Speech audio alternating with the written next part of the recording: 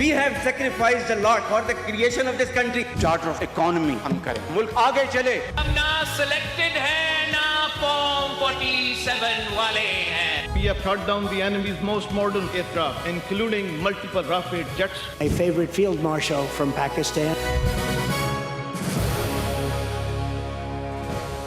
आप देख रहे हैं खबरों, तबसरों और तज्जियात पर मबनी पाकिस्तान का सबसे मोतबर news show on my radar Kamran Khan के साथ। अस्सलाम वालेकुम, मैं हूँ कामरान खान। आज मई 6 बुध की शाम जिस वक्त मेरी आपसे बात हो रही है, पूरी दुनिया कुछ सुख का सांस ले रही है। इसकी वजह यह है कि वाशिंगटन से इस्लामाबाद और इस्लामाबाद से तेहरान तक खबरें सरगर्म हैं कि अमेरिका और ईरान के दरमियान एक पीस माहिदा या एक पीस डॉक्यूमेंट तैयार हो गया है। ख्याल किया जा रहा है कि इस पीस डॉक्यूमेंट को फैसला कुन और आखिरी शक्ल आइंदा 24 से 48 घंटों में दे दी जाएगी।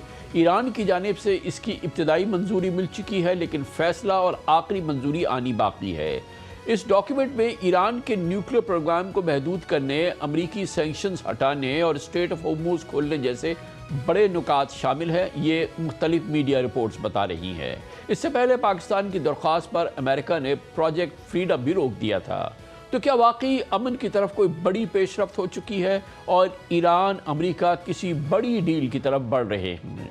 ये हम आज के प्रोग्राम में आपको तफसील से समझाएंगे। इस डेवलपमेंट का आगाज़ आज प्रेसिडेंट ट्रंप ने अपनी सोशल मीडिया पोस्ट से किया और जंग के दौरान चौथी मरतबा पाकिस्तान की दरख्वास्त पर पॉजिटिव रिएक्शन देते हुए कहा कि ईरान के साथ एक फाइनल एग्रीमेंट की तरफ डेवलपमेंट हो रही है। प्रेसिडेंट ट्रंप ने स्ट्रेट ऑफ होर्मुज़ में जारी प्रोजेक्ट फ्रीडम को कुछ अरसे के लिए रोकने का ऐलान भी किया ताकि ये देखा जा सके कि अमन माहिदा तय पाता है या नहीं।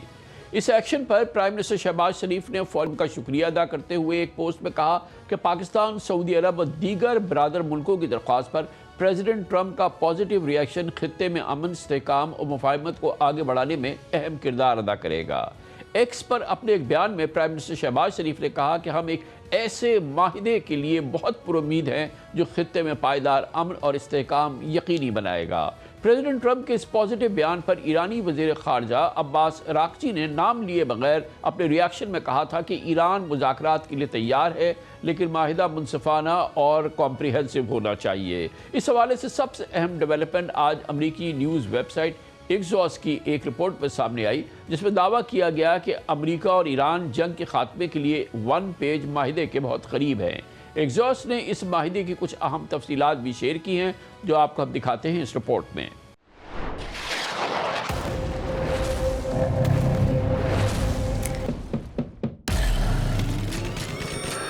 एक्सियोस की स्टोरी में दावा किया गया है कि अमेरिका और ईरान एक ऐसे 1 पेज मेमोरेंडम के करीब पहुंच चुके हैं जो न सिर्फ जंग के खात्मे का ऐलान करेगा बल्कि मुस्तकबिल में तफसीली न्यूक्लियर मुज़ाकरात की बुनियाद भी रखेगा। ये 14 नुकाती मुजव्वज़ा मुआहिदा सदर ट्रंप के खुसूसी नुमाइंदों स्टीव विटकॉफ, जैरेड कुशनर और ईरानी ऑफिशियल्स के दरमियान बराह रास्त और मेडिएटर्स के जरिए तय किया जा रहा है, जबकि अमरीकियों को तवक्को है कि ईरान आइंदा 48 घंटों में अहम नुकात पर जवाब देगा।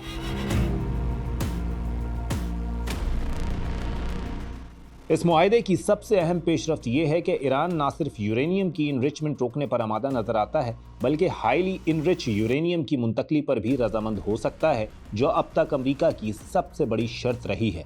लेकिन ईरान इसे मानने के लिए तैयार नहीं था। बदले में अमेरिका ईरान पर आयद पाबंदियां मरहलावार खत्म करेगा और दुनिया भर में मुंजमद अरबों डॉलर के ईरानी फंड्स भी बतदरीज जारी किए जाएंगे। इसी मुआहिदे में यह भी शामिल है कि स्ट्रेट ऑफ होर्मुज़ में आमदोरफ्त पर आयद ईरानी पाबंदियां और अमरीकी नेवल ब्लॉकेड आहिस्ता आहिस्ता खत्म किए जाएंगे। ताहम पहले मरहले में जंग के खात्मे का ऐलान किया जाएगा, जिसके बाद 30 दिन का निगोसिएशन पीरियड शुरू होगा, जिसमें तफसीली मुआहिदे पर बात होगी। इसी दौरान स्ट्रेट ऑफ होर्मुज़ खोलना, ईरान के न्यूक्लियर प्रोग्राम को महदूद करना और अमरीकी पाबंदियां ख़त्म करने जैसे अहम मामलात पर फैसला किया जाएगा। एक्सियोस के मुताबिक ये मुज़ाकरात इस्लामाबाद या जिनेवा में होने का इम्कान है। एक्सियोस की इस रिपोर्ट पर अपने रिएक्शन देते हुए ईरानियन फॉरेन मिनिस्टर के स्पोक्समैन ने CNBC को बताया कि ईरान उस 14 पॉइंट्स प्रपोजल का जायज़ा ले रहा है जो वाशिंगटन की जानिब से उन्हें मौसूल हुआ है। रॉयटर्स ने भी पाकिस्तानी ऑफिशियल से इस खबर की तस्दीक की है और कहा है कि अमेरिका और ईरान जंग के खात्मे के करीब है और जल्द ही एक अमन माहिदा तय पाने वाला है। खुद अमरीकी ऑफिशियल्स इस बात का बरमला इजहार कर रहे हैं कि इस जंग से वो जो हासिल करना चाहते थे वो उन्होंने हासिल कर लिया है। Secretary of state Marco Rubio ने कहा है कि ऑपरेशन एपिक फ्यूरी अब ख़त्म हो चुका है और हमने इसके मकासद हासिल कर लिए हैं। प्रेसिडेंट ट्रंप भी ये चाहते हैं कि अब कोई माहिदा हो जाए। Operation Epic Fury is concluded. We achieved the objectives of that operation. I'm not going to, we're not cheering for an additional situation to occur. We would prefer the path of peace. What the president would prefer is a deal. He would prefer to sit down, work out a memorandum of understanding for future negotiations that touches on all the key topics that have to be addressed, a full opening of the strait so the world can get back to normal. And he preferred that be negotiated through the route that Steve and Jared have been working and that all of us have been supporting. That's the route he prefers.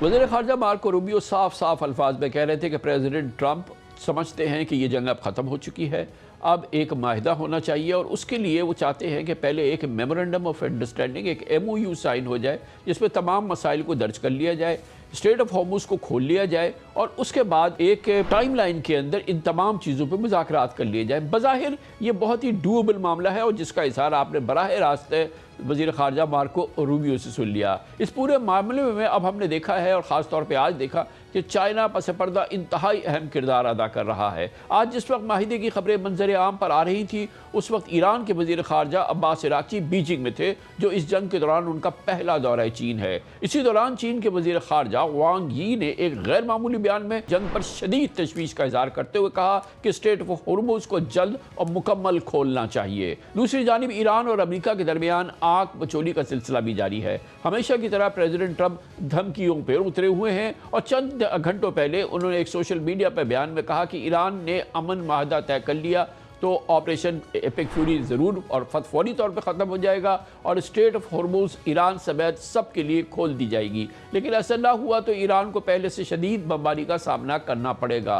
लेकिन ये आपके इल्म में है कि इससे पहले खारजा और ख़ुद प्रेसिडेंट ट्रंप कह चुके हैं कि ऑपरेशन एपिक फ्यूरी तो ख़त्म हो चुका है। बहरहाल इस पूरे मौजू पर हम तफसीली मालूमात लेते हैं और इसके लिए हमने दावत दी है पाकिस्तान के most senior seasoned analyst for foreign affairs, for defence affairs, strategic affairs और बहुत ही पाकिस्तान के बहुत ही बाखबर सहाफ़ी रहे हैं मोहतरम मुशाहिद हुसैन सैयद हमारे साथ हैं। बहुत बहुत शुक्रिया मुशाहिद साहब। क्या आप उन लोगों में हैं जो समझ रहे हैं कि it's now near done deal, यानी कि अब हम उस जगह पे पहुंच गए जहाँ पे हम समझते हैं कि अब कुछ फासला बाकी है, अदरवाइज़ तो अब हम एक पीस एग्रीमेंट की तरफ बढ़ रहे हैं?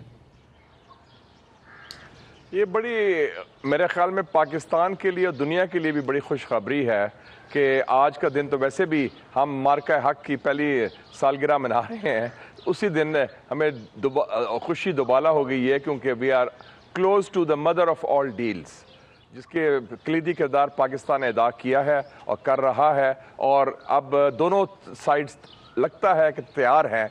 और जो फैसला हुआ था 12 अप्रैल की सुबह को इस्लामाबाद में कि MOU तैयार किया जाए जिसमें सारे इश्यूज़ को लिस्ट कर लिया जाए, अब मेरे ख्याल में वो अगले 24 या 48 घंटे में मुकम्मल हो जाएगा अमेरिका और ईरान के दरमियान। तो ये बड़ी खुशखबरी है, खुशाइंद बात है और इसमें पाकिस्तान का जो कलीदी किरदार है और पाकिस्तान के साथ बाकी लोगों का भी वो बड़ा अहम किरदार रहा है और इस हवाले से जो ये किरदार है ये मेरे ख्याल में पूरी दुनिया उसको सराहेगी कि एक इतनी बड़ी आलमी जंग को ख़ात्मे में Pakistan was the pivotal player. Mushahid साहब, इसमें इम्पॉर्टेंट बात यह है कि ज़ाहिर है कि अभी एक फ़ाइनल वर्ड तेहरान से आना बाकी है, लेकिन जैसे कि अभी आपने फरमाया और हमने अभी मार्को रूबियो का जो शॉट सुनाया उसमें भी वो ये कह रहे थे कि एक MOU जिसके अंदर तमाम जो हलशुदा मसाइल हैं वो तहरीर कर लिए जाएँ और एक तय कर लिया जाए कि हम इस पर आगे चल के मुज़ाकरात कर लेंगे एक टाइम लाइन के अंदर और उससे पहले जो है हम स्ट्रेट ऑफ हॉर्मुज़ को खोल दें, दोनों तरफ से खुल जाए। हमने बुनियादी तौर पे देखा था कि यही बुनियादी मुतालबा था ईरान की जानिब से भी कि ये हम बाद में कर लेंगे, पहले हॉर्मुज़ को खोल दिया जाए। और एक चीज़ उन्होंने और कही थी कि इस बात को बिल्कुल यकीनी बनाया जाए कि इसके बाद कोई हॉस्टिलिटीज़ कभी भी ईरान के ख़िलाफ़ नहीं होंगी। तो बज़ाहिर जो ईरानी शराइत हैं वो तस्लीम होती नज़र आ रही हैं इस पूरी जो डेवलपमेंट है इसमें। जी, ईरान का यही मुतालबा था कि जंग बंदी ना हो लेकिन एक जामे पायदार अमन की तरफ जाएं। जिसे आज वांग जी और अब्बास अरगची ने कहा है बीजिंग में, कॉम्प्रिहेंसिव पीस। और दूसरा उनका था कि सीक्वेंसली देखें, क्योंकि स्ट्रेट ऑफ हॉर्मुज़ तो वैसे बाय द वे वो it is not the cause of the conflict, it is the consequence of the war. लेकिन चूंकि इसके आलमी असरात थे और हैं मईशत के ऊपर और तवानाई के ऊपर, तो सीक्वेंस चेंज हो गया है। Open the straight of Hormuz, blockade दोनों तरफ से ख़ात्मा हो और आमदोरफ्त शुरू हो जाए, और उसके बाद फिर MOU के बाद मुज़ाकरात शुरू हो जाए जिसका 30 डे टाइम लाइन हो, और डेडलाइन भी दे दी गई है। तो मेरे ख्याल में दोनों लोग संजीदा भी हैं और दोनों लोग चाहते हैं कि जंग ना हो और कि अमन की तरफ जाया जाए, क्योंकि इसके नुकसानात बहुत ज़्यादा हैं इस खित्ते के लिए भी और दुनिया के लिए भी। जैसे मैंने अर्ज़ किया मिशा साहब, ये तो पक्की बात है कि प्रेसिडेंट ट्रंप जो है वो चाहते हैं कि अब एक डील हो जाए जिसको वो उसमें उनके लिए ऑफ रैम्प हो, वो चाहे उसको किसी तरीके से भी इंटरप्रेट करे। लेकिन ये अभी हमें बहरहाल देखना है कि ईरान में क्योंकि टीयर्स है फैसला साजी की, और फाइनल जो टीयर पे पहुंचने के लिए यानी कि सुप्रीम लीडर तक पहुंचने के लिए बहुत मराहिल हैं, वो बड़ा कोई सिंपल या स्मूथ प्रोसेस नहीं है। तो आर वी श्योर या हमें अंदाज़ा है कि वहाँ से भी इसको जो है वो एक्सेप्ट कर लिया जाएगा और इसकी जो है वो कबूलियत जो है सुप्रीम लीडर से भी आ जाएगी? मेरा ख्याल में मुझे काफ़ी हद तक यकीन है कि ईरान भी चाहता है कि बाइज़्ज़त तरीके से जंग का ख़ात्मा हो, क्योंकि उनके लिए तो एक सियासी फतह तो हो गई ना, उनका सिस्टम भी कायम रहा, उनकी रजीम भी कायम रही, उनकी फ़ौजी सलाहियत भी कायम रही, वो झुके भी नहीं और वो गिरे भी नहीं। और मेरे ख्याल में वो 3 ममालिक की बात सुनेंगे इस वक्त, वो सुन रहे हैं पाकिस्तान, चीन और सऊदी अरेबिया, और तीनों का यही मशवरा है ईरानी भाइयों की तरफ कि जनाब आप काफ़ी हो गया, आप ख़त्म करें। और मेरे ख्याल में ईरानी सिस्टम में जिसमें सुप्रीम लीडर अभी रहबर भी शामिल हैं और उनका जो सिक्योरिटी इस्टेब्लिशमेंट भी है, वो इस बात के लिए तैयार है, क्योंकि यकीन दहानियाँ जो पाकिस्तान ने प्रोवाइड की हैं और चाइना भी दे रहा है और उसके पीछे सऊदी अरेबिया भी है, उस पर वो लगता है कि वो मुतमिन है और बात आगे बढ़ेगी। और एक्चुअली जैसे अंग्रेज़ी में कहते हैं ना कामरान साहब, action speak louder than words. देखे ना, उनका जहाज़ पकड़ा, अमेरिकनों ने जहाज़ छोड़ा, उनके क्रू को भी छोड़ दिया उन्होंने। फिर हमने जब उनके लिए कॉरिडोर्स खोले, अमेरिका ने उसका एतराज़ नहीं किया, और अब जो उन्होंने कल शुरू किया था ये अपना ऑपरेशन, वो उन्होंने खुद रोक दिया। तो जो एक्शन सारे हैं, दे पॉइंट टूवर्ड्स लचक, flexibility, and they point towards American readiness for a deal. और ट्रंप के इस पर बहुत बुरी तरह फंसा हुआ है पॉलिटिकली, वो चाहता है कि जल्द से जल्द ये मामला ख़त्म हो। तो ये जो कॉन्फिडेंस बिल्डिंग मेजर्स पिछले 48 और 72 घंटों से हो रहे थे, उन्होंने कंट्रीब्यूट किया है आज इस पूरी सूरत हाल में जिसमें हम देख रहे हैं। मगर एक चीज़ बड़ी इंपॉर्टेंट है ना मुशाहिद साहब, कि आज के दिन जब ये चीज़ें सामने आ रही हैं और इसका अनाउंसमेंट टाइप की चीज़ें सामने आ रही हैं, तो जो फॉरेन मिनिस्टर है अब्बास अरागची, वो बीजिंग के अंदर है, और इस दौरान हमने देखा है कि बीजिंग इस मामले में बड़ी कॉशियस उनकी टोन रही है। लेकिन आज काफ़ी डिसाइसिव टोन के अंदर फॉरेन मिनिस्टर वांग यी ने ख़ास तौर पे कहा कि अब स्ट्रेट ऑफ हॉर्मुज़ खोलनी चाहिए और ज़रूर खोलनी चाहिए, और ये पूरी दुनिया का कंसेंसस है। वो एक तरह से कह रहे थे कि ये ऑलमोस्ट ये दोनों का केस है, US का भी और ईरान का, इंडिफेंसिबल हो गया कि स्ट्रेट ऑफ हॉर्मुज़ को बंद रखा जाए।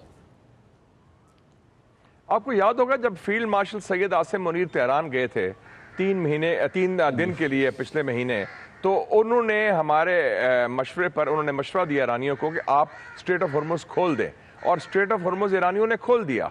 लेकिन ईरानियों की तवक्को थी, जो जायज़ भी थी, कि उसके बदले में, उसके एवज़ ट्रंप जो है ब्लॉकेड ईरान का ख़त्म करेगा। लेकिन चूंकि उन्होंने ब्लॉकेड नहीं ख़त्म किया, तो उन्होंने फिर अपना जो कंट्रोल है, क्लोजर है, वो बहाल कर दिया। तो इस पर ईरानी व्यू बड़ा प्रैग्मेटिक और फ्लेक्सिबल रहा है। और जो वांग जी ने एक और बात भी की ना, एक तो कॉम्प्रिहेंसिव पीस की बात भी की, और फिर ये भी कहा कि Iran is a reliable strategic partner of China.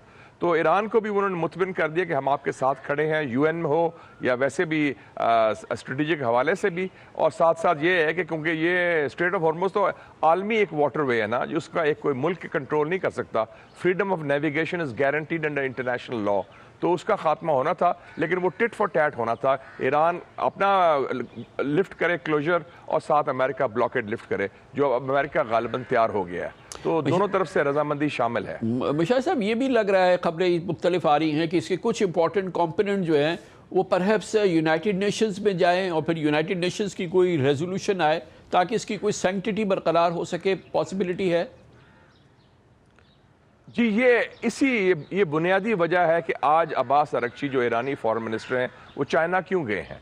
वो चाइना यूएन सिक्योरिटी काउंसिल का परमानेंट मेंबर है।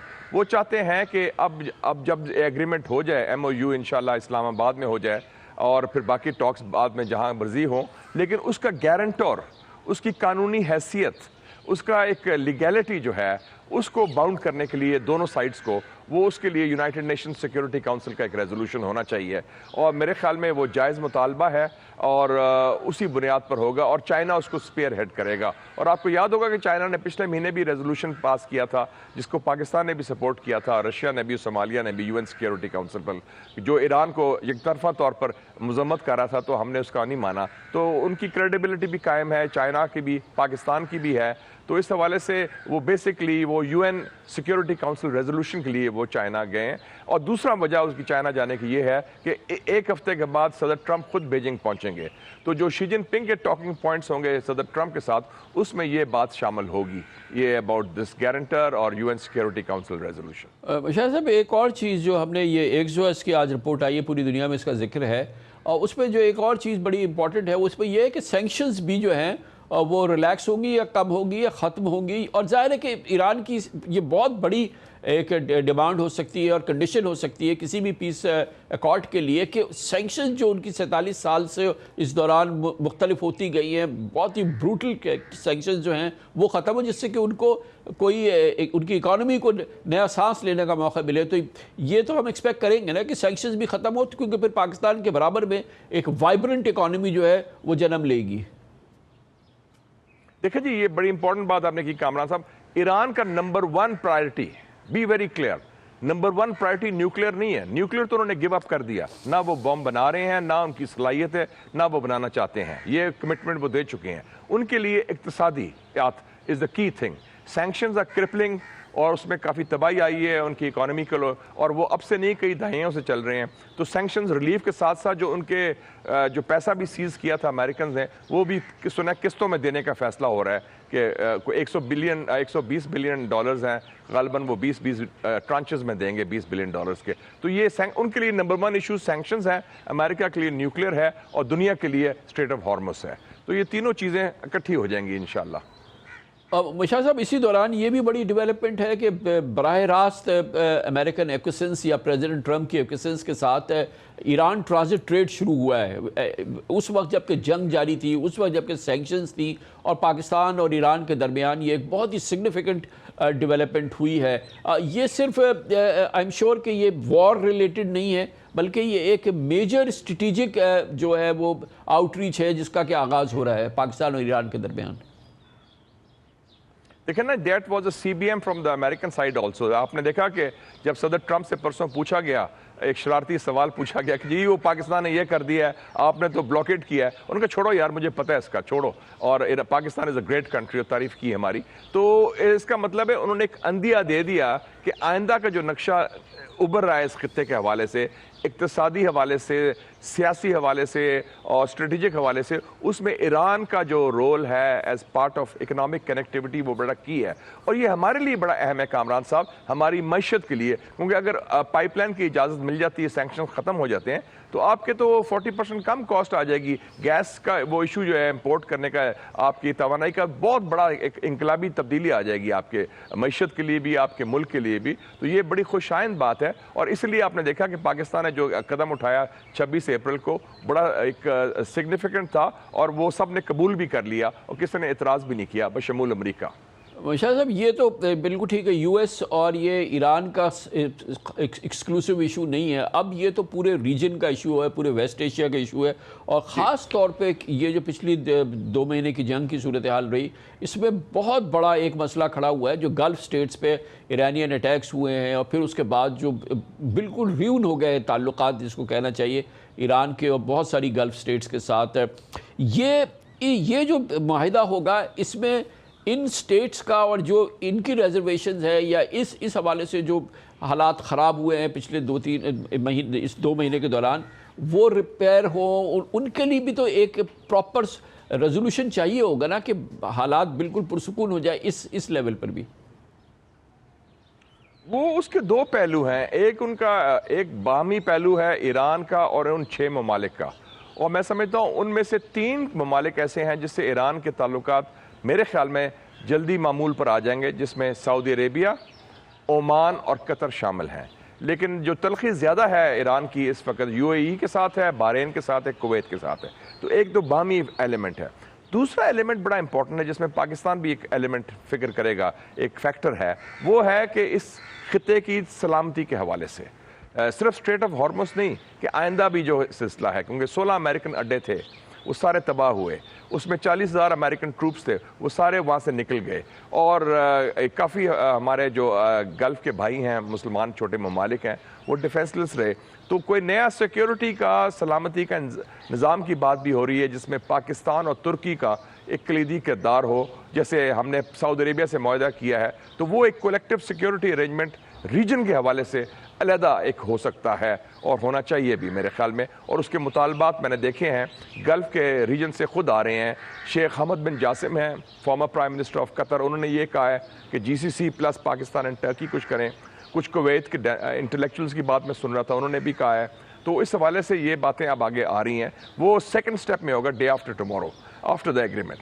अच्छा, इस दौरान एक चीज़ हमने देखी है कि बहुत फ्रीक्वेंट नहीं लेकिन कई बार जो है ईरान और सऊदी अरेबिया के कांटेक्ट हुए हैं, और उसमें फॉरेन मिनिस्टर्स लेवल पे जो है वो काफ़ी कॉन्वर्सेशन होती रही है। और आज भी जो है बीजिंग से जो है फॉरेन मिनिस्टर अब्बास अरागची ने ईरानी, माफ़ कीजिएगा, सऊदी फॉरेन मिनिस्टर को फ़ोन किया, और एक ये लग रहा है कि कम्युनिकेशन जो है वो ओपन है ईरान और ख़ास तौर पर सऊदी अरेबिया के दरमियान।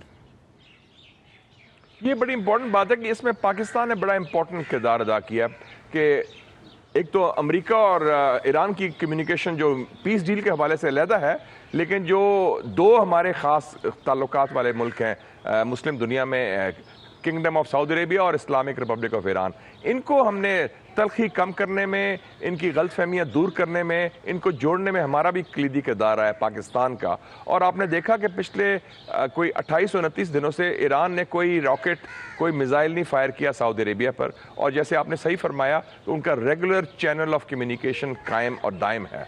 और सऊदी अरेबिया ने भी गालिबन जो उनके क्राउन प्रिंस है मोहम्मद बिन सलमान ने भी ट्रंप साहब को यही मशवरा दिया जो पाकिस्तान ने भी दिया है कि जनाब अब एंड द वॉर और आगे ना बात बढ़ाएं। तो उन्होंने अच्छा रोल अदा किया है, और इससे ईरान में भी एक इत्मीनान का है कि जो एग्रीमेंट चाइना ने करवाया था सऊदी अरेबिया और ईरान के दरमियान मार्च 2023 में, जो सुलह कराई थी 30-40 साल की तलखी के बाद, वो कायम है और उसमें नई तवानाई भी आ गई है नए हालात के तहत।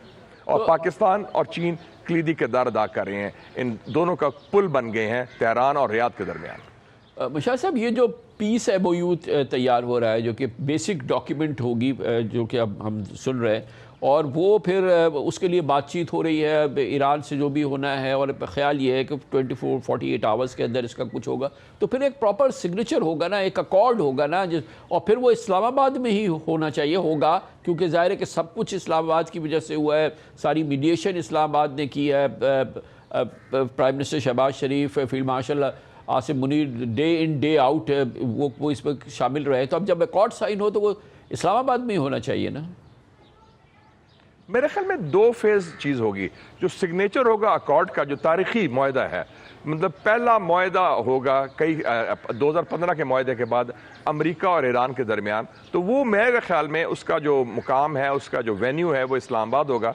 कह सकते हैं Islamabad accords, Islamabad peace accord.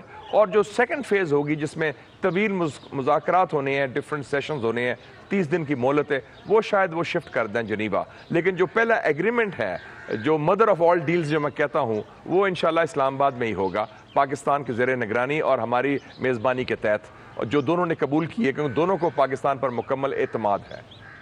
तो अब जो नेक्स्ट स्टेप, अगले 24 घंटे में हम सांस रोक के बैठे। क्यों 24 घंटे? अगर कोई अभी अगर हो, क्योंकि आज अभी आपने देखा फिर ट्रंप ने कहा है कि अगर नहीं किया तो फिर ऐसी बॉम्बिंग करेंगे कि पता नहीं क्या कर देंगे। सिविलाइजेशन से शुरू हुआ, तो एक ये भी तो खौफ है कि पता नहीं कल क्या कह दे प्रेसिडेंट ट्रंप, क्या बोल दे, क्या क्या जिक्र कर दे। तो जितने दिन ज़्यादा होंगे इतना ज़्यादा उसका इम्कान है कि पता नहीं क्या बोल दे। मेरे ख्याल में ये वीकेंड से पहले सारा कुछ रैप अप हो जाएगा। एक और चीज़ होती है इंटरनेशनल पॉलिटिक्स में, आप भी जानते हैं कि there is something called posturing और something called policy. Rhetoric posturing होती है you play to the gallery, आप बातें करते हैं बड़ी मजबूत। इधर से ईरान की तरफ से इस्लामिक रेवोल्यूशन गार्ड्स को भी कह रहे हैं, वार्निंग दे रहे हैं कि हम ये कर देंगे वो कर देंगे। ट्रंप हो या पीट हेग्सेट हो उनके डिफेंस या सेक्रेटरी ऑफ वॉर, वो भी बातें कर रहे हैं, वो अपनी पब्लिक ओपिनियन को भी राजी कर रहे हैं। उनसे वो कह रहे हैं कि हम कायम और दायम हैं, हम डरे नहीं, हम यरके नहीं, वी डिडंट ब्लिंक। तो but actual policy is different और उसमें एक्शंस देख लें उनके और उन्हें इक़्तिदाम दे रहे हैं। खुद उन्होंने अनाउंस कर दिया अब तो ऑफिशियली कि operation epic fury is over, और उससे पहले 2 दिन पहले ट्रंप ने कह दिया था the war in Iran has been terminated.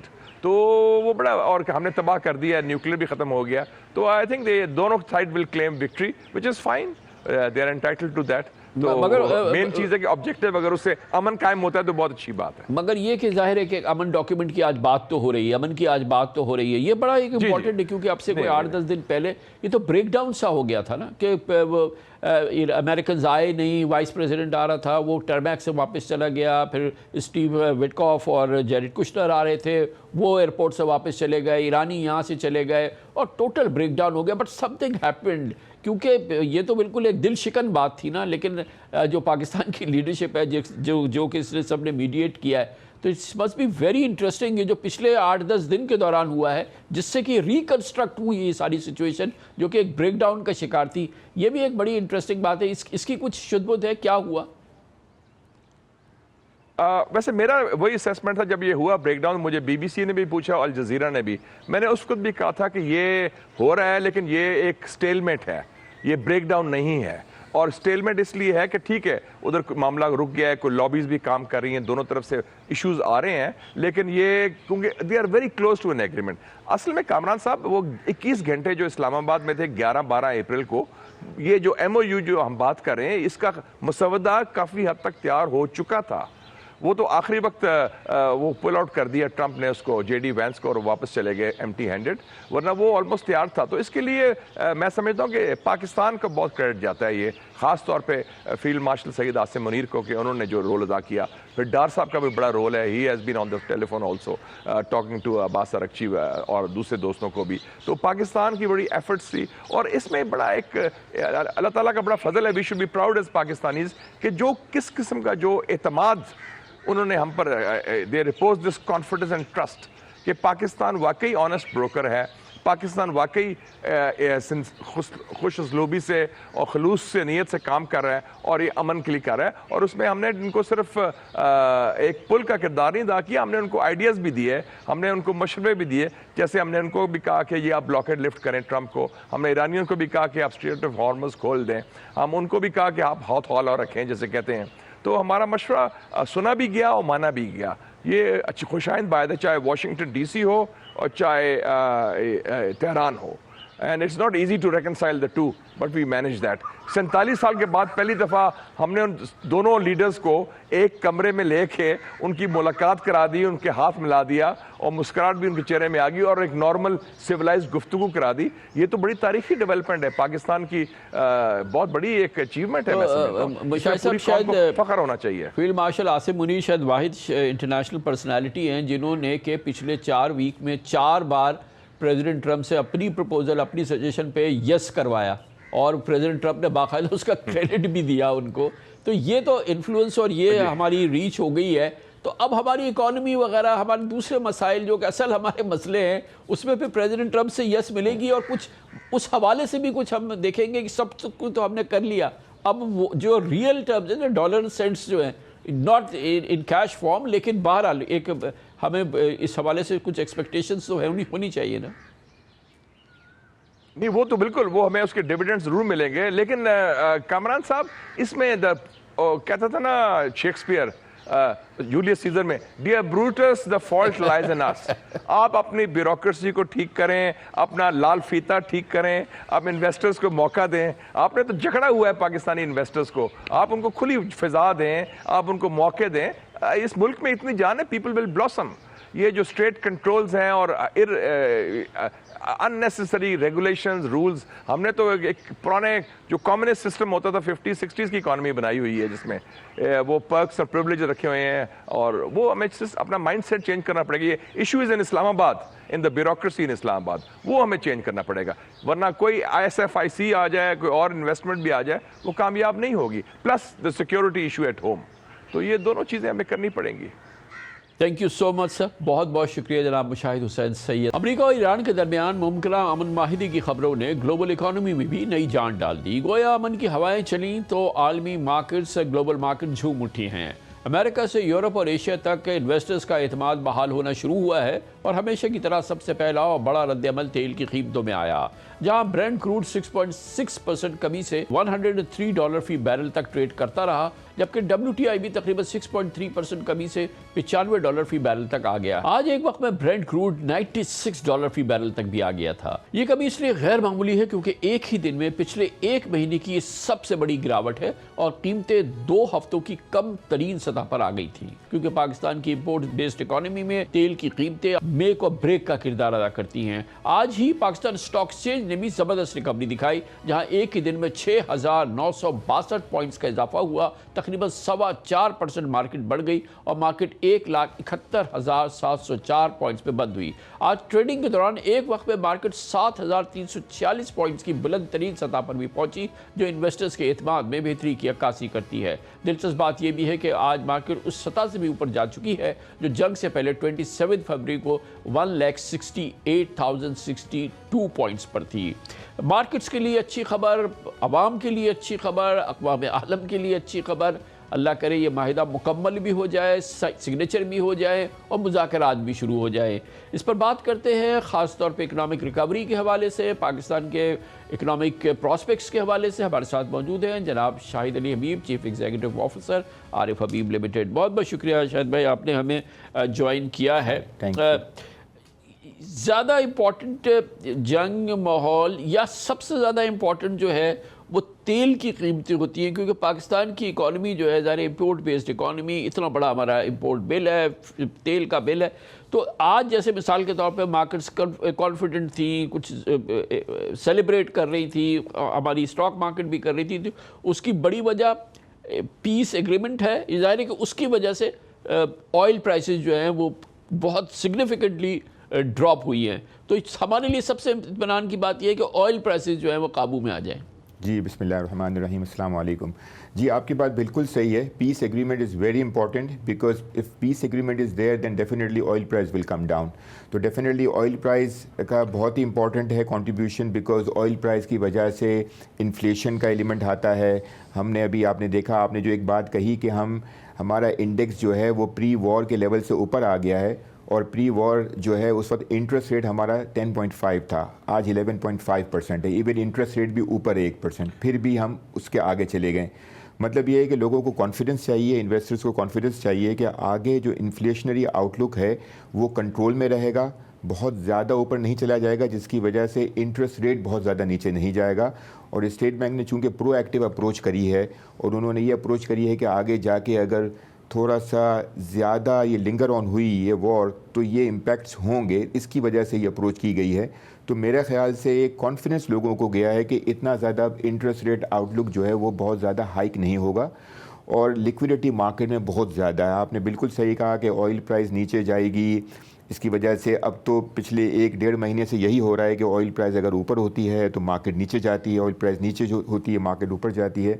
लेकिन अब एक पीस ऑफ माइंड हो रहा है और एक कॉन्फिडेंस हो रहा है कि अब ये जो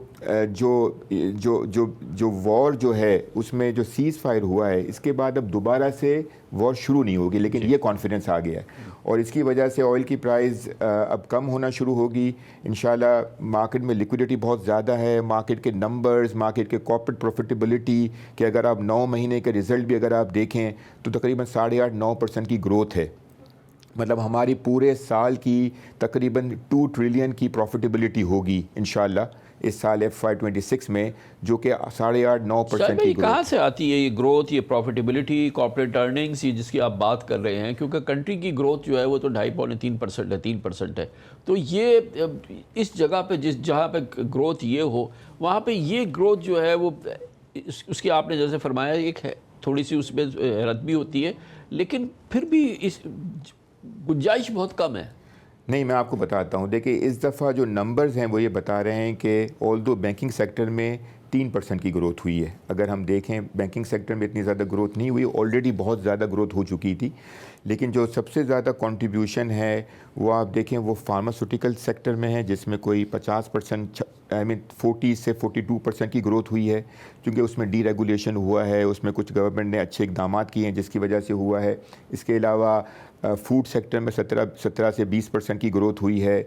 इसके अलावा कंज्यूमर में हुई है। इसके अलावा अगर आप देखें तो सीमेंट में थोड़ी सी ग्रोथ हुई है। तो आप जो लार्ज स्केल मैन्युफैक्चरिंग है, आप ये उसका भी इंडेक्स देखें तो इस 9 महीने का कोई 6% की ग्रोथ है, ठीक है ना। 65 से 70% के हम यूटिलाइजेशन लेवल पे चले गए हैं, जो कि ये 50% से नीचे थी। तो ये वॉल्यूमेट्रिक ग्रोथ भी थोड़ी हुई है और थोड़ी प्राइस गेन्स भी हुए हैं, इन्फ्लेशनरी भी बढ़ी है। शायद भाई गोइंग फॉरवर्ड, जो अगर आप फॉरवर्ड लुकिंग एनालिसिस करें तो अभी तो बजट का ज़माना आ गया है। अब इन अ फ्यू वीक्स हम बजट देखेंगे, और बजट पे सारा जो पूरी कॉर्पोरेट हमारा बिजनेस, हमारी इकॉनमी सब उसकी तरफ देख रही है। क्योंकि जिस लेवल की टैक्सेशन में अभी हमने पिछला साल गुजारा, उससे पहले गुजारा, जिस लेवल के हम सुपर टैक्स दे रहे हैं, अभी आपने देखा कि किस तरीके से जो कोर्ट ऑर्डर्स या व्हाटएवर की वजह से जो है वो आपको किस लेवल की जो है वो लिक्विडिटी जो है वो ड्रेन हुई है। और आगे भी सैलरीड क्लास है, कंजम्पशन नहीं है, ये तमाम चीज़ें जो हैं, अगर इसी किस्म के बजट पे हम एंटर हो गए तो ये जितना आप एक बड़ा अच्छा सिनेरियो पेंट कर रहे हैं, ये तो बुरी तरह से स्ट्राइक करेगा। हमें तो देखना है कि हम किसी तरह से बजट के अंदर कोई कंसेशंस दे सकें, कुछ लोगों के हाथ पांव खोलें। आई थिंक कामरान भाई, इसको ये देखें कि ऑलरेडी गवर्नमेंट ने माइंड मेकअप कर लिया था प्री वॉर के सुपर टैक्स में कमी या ख़त्म करने का था। लेकिन चूंकि वॉर हुई, इसकी वजह से गवर्नमेंट के कुछ रेवेन्यूज़ इम्पैक्ट कर गए, बिकॉज पेट्रोलियम डेवलपमेंट लेवी सही तरह पास ऑन नहीं हुई, और इसके अलावा जो हमारे वहाँ पे भी थोड़ा डेफिसिट आना शुरू हुए क्योंकि हमने सही तरीके से पूरी पास ऑन नहीं करी। तो लेकिन अगर हम दोबारा से अगर कॉन्फिडेंस आ जाता है कि ये वॉर ख़त्म हो गई है, पीस अकॉर्ड हो जाएगा, और ऑयल की प्राइस अगर हमें लगती है कि $80-85 तक अगर हम जा सकते हैं, हम $89 तो आज हमने पहुँच गए थे। क्रूड ऑयल की कीमत जो है वो $89 हो गई थी एक लेवल पे, और अगर ये 75-80 डॉलर्स में चली जाएगी तो मुझे लगता है कि गवर्नमेंट ने जो अपना माइंड बनाया हुआ था कि हम सुपर टैक्स में कमी लाएंगे, तो ऑटोमेटिकली वो अगर थोड़ी सी कम कमी लाएंगे रादर देन जो उन्होंने माइंड मेकअप किया था, तो मुझे लगता है कि यहाँ से जो टैक्सेशन जो है वो माइंड बनाया हुआ है कि थोड़ा कमी की तरफ जाएंगे, ताकि ऑटोमेटिकली ग्रोथ होना शुरू हो। क्योंकि देखें ना, मल्टीनेशनल्स भी और ये सब भी क्यों छोड़ के जा रहे हैं। पाकिस्तान में एक हाई इंटरेस्ट रेट इन्वायरमेंट था जो कि कम हो गया, अब सही हो गया। हाई टैक्सेशन इन्वायरमेंट है और हाई एनर्जी की प्राइस बहुत ज़्यादा है, टैक्सेशन ज़्यादा है। इसकी वजह से ही सबसे ज़्यादा जो है यहाँ पे काम करना मुश्किल हो रहा है। तो मेरे ख्याल से गवर्नमेंट ने ऑलरेडी माइंड मेकअप कर लिया है कि इन सब चीज़ों पे काबू पाना है, हल्का हल्का और गवर्नमेंट चूँकि IMF प्रोग्राम के अंदर है तो वो जितना हो सकती है उतना किया जा सकता है, इससे ज़्यादा नहीं किया जा सकता। तो आपकी बात बिल्कुल सही है। आइडियली तो सुपर टैक्स होना ही नहीं चाहिए। आइडियली तो जो इंडस्ट्रियल सेक्टर को जो टैरिफ है वो वही होना चाहिए जो नीचे होना चाहिए, जो कि ओवरऑल वेटेड एवरेज कॉस्ट है। लेकिन चूंकि हमारी जो रेजिडेंशियल है उनको सब्सिडी दी हुई है तो उनको ज़्यादा देना पड़ रहा है। तो ज़ाहिर है कि अगर हम एनर्जी को नहीं कर सकते तो एटलीस्ट हम टैक्सेशन। लेकिन शायद भाई के जंग ने तो ये नहीं रोका था किसी को, FBR को या गवर्नमेंट को, कि आप इकॉनमी को डॉक्यूमेंट करें, अनडॉक्यूमेंटेड इकॉनमी को कम से कम करें, कैश इन सर्कुलेशन को कम से कम करें। और जो ये सारा मामलात जो कि एक बड़ा डेंट, असल मसला तो रेवेन्यू कलेक्शन का है। रेवेन्यू कलेक्शन में जब इतना बड़ा आपका हिस्सा एक तरफ साइड पे हो जाएगा। आज भी आप देखें फेज़ 8 पे जो है वो किस तरह से करेंसी इन सर्कुलेशन जो है वो किस वॉल्यूम से जो है वो सर्कुलेट हो रही है, और हम उसको बाकायदा ऑफिशियल छतरी से जो है उसको चलवा रहे हैं।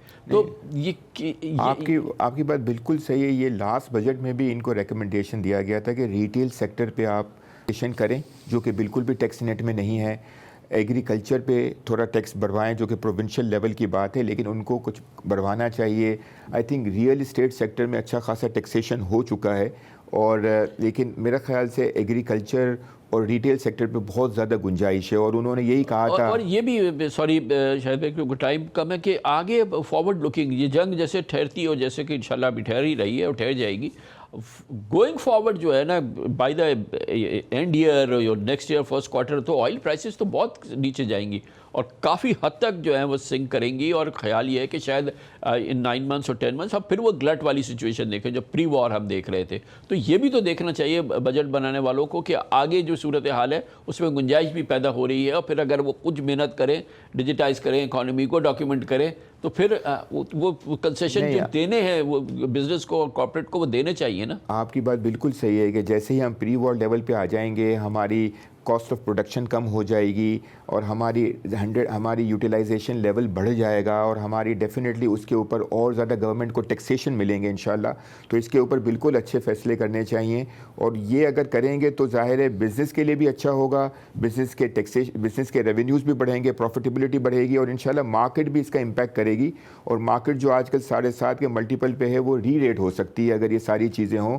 इसका ताल्लुक आप इससे भी देखें ना कि मार्केट में माशाल्लाह से कैपिटल रेजिंग भी अच्छी हो रही है मार्केट में। मतलब आजकल मार्केट में हाईएस्ट जो है वो बड़े जो है वो कैपिटल रेजिंग हो रही है, आईपीओज़ हो रहे हैं, लार्जेस्ट प्राइवेट सेक्टर आईपीओज़ हो रहे हैं। तो मई के महीने में आप देखें कि लार्जेस्ट प्राइवेट सेक्टर जो है वो आईपीओज़ की तरफ हम जा रहे हैं, तो कॉन्फिडेंस बहुत ज़्यादा है, लोग जो है नए प्रोजेक्ट्स के ऊपर पैसे लगा रहे हैं। तो ये जाहिर है गवर्नमेंट को थोड़ा सा इसमें ज़रा सपोर्ट करना चाहिए, तो ये विन विन सिचुएशन हो जाएगा इन्वेस्टर्स के लिए भी और बिजनेस ओनर्स के लिए भी, और डेफिनेटली गवर्नमेंट के लिए भी। Thank you so much. Shahid Ali हबीब हमारे साथ थे, CEO आरिफ हबीब लिमिटेड। इसके साथ ही हमारे आज के प्रोग्राम का ख़त्म होता है। कल आपसे फिर मुलाकात होगी इंशाअल्लाह।